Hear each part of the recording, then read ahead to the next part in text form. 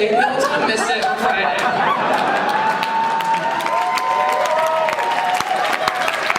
Also, why are you posting about the fact that you're gonna stop posting soon? That's like toasting the fact that you're gonna quit drinking in the morning. Not off to a great start, Beth. But she made a whole video. She's like, hey guys, as you probably heard, I just got married, huh? I'm gonna be taking a little bit of a break from social media just to focus on my new wifely duties. Like, you can't blow your husband and share cat videos? Like, you have two hands, multitask, alright? Get an apron. I thought it was weird though, so I played the video backwards. Sure enough, you play it backwards. She's like, I've made a huge mistake, come pick me up. I don't blame her. Her husband's boring as hell. We don't go out to dinner with them anymore. We can't do it. He's the type of dude, like, every time he tells a story, somewhere, a child loses a balloon.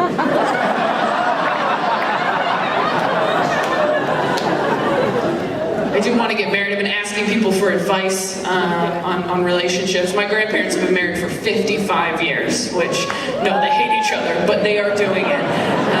Do you guys have grandparents like that where you're like, did you just get paired up on a field trip and not realize you could let go of his hand? Like, what happened? But I asked them separately. I said, Grandpa, how do you stay married for 55 years? And he goes, well, love is a choice. You just keep choosing each other. Love is a choice. Yeah, all I heard was, I'm not happy, but I'm no quitter. I just keep rolling over in the morning, and if my arm hits something, I'm like, guess we're still in this shit, Janet. Then I asked my grandma, I said, Grandma, how did you know Grandpa was the one? And she goes, well, actually, when I started seeing your grandfather, I was seeing another man at the same time. And I was like, what? Because I didn't know my grandma was nasty like that. And I said, well, how did you choose between them? And she goes, well, what I did was I lined them up in my head and I imagined a gun in my hand.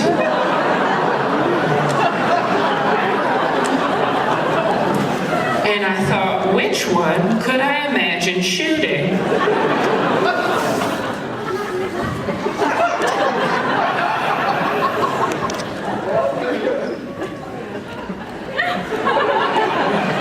And it was the other man, so I married your grandfather. I'm like, that's how you picked Papa? Because you wanted to kill him less?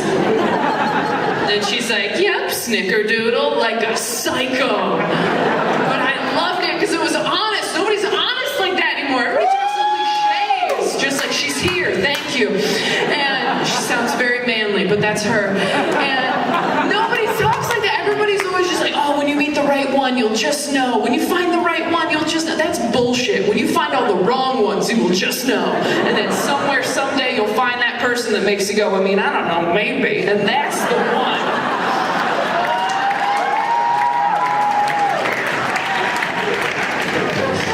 I like to ask people who've been married a long time, because my longest relationship was 2 years. That's nothing. You don't even react to things the same way at 2 years. 2 years into a relationship, you're like, oh, if they cheated on me, I would leave. 10 years in, you're like, if they cheated on me, we would work through it. Then 20 years in, you're like, if they cheated on me, maybe I could cheat a little bit. That would be nice. I'm gonna go through their phone later. I wanna go through their phone. I want to have kids too. I don't know if I want kids or I just want to like take someone who looks like me to Disneyland. It's a real toss-up. But I have friends who have kids. Like I have a friend who has a 7-year-old, and she shouldn't. And she just bought him an iPhone. I was like, for what? She's like, it's for protection. I'm like, get him a sword. You're a terrible mother. I'm like, how do you even punish a kid with an iPhone? She's like, oh, we punish him. We'll take away his iPhone for a whole week. Make him use a flip phone. A flip phone's a punishment to my generation. You want to hear a real punishment? When I was a kid, I wasn't allowed to walk to school in the mornings with my friends because my dad said I'd get abducted. But then anytime I forgot to do a chore, he would make me walk home from school alone, as if to say, you don't want to do your dishes? Well, we don't care if you disappear this week.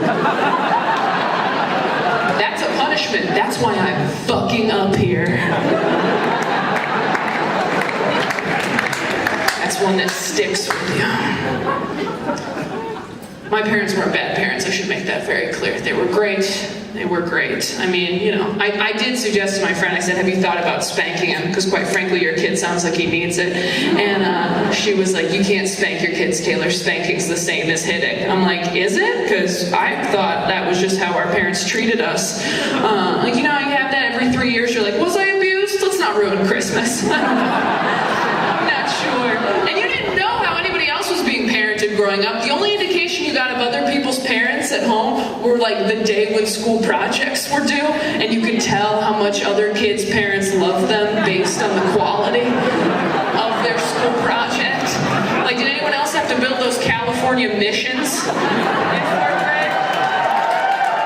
I remember we brought ours in. So Dylan came in, his had a waterfall coming off of his, and like astroturf grass, and like little horses running through, and we were like, oh my god, Dylan's mom brushes his leg hair at night. What the hell? Then Billy comes in with just a bunch of rocks glued together with gum. We're like, holy shit, do not fuck with Billy. I think Billy's being held together by gum. We should call somebody. My parents are good. My dad's very overprotective, very religious. He has 4 daughters, so he's just like playing dick goalie. And you don't have to laugh, he hates that joke too. His biggest fear is that one of us is going to become sexually active before we're married, and some of us have been activated. So that's... Can't take this back to Best Buy. I spilled some stuff on it, but...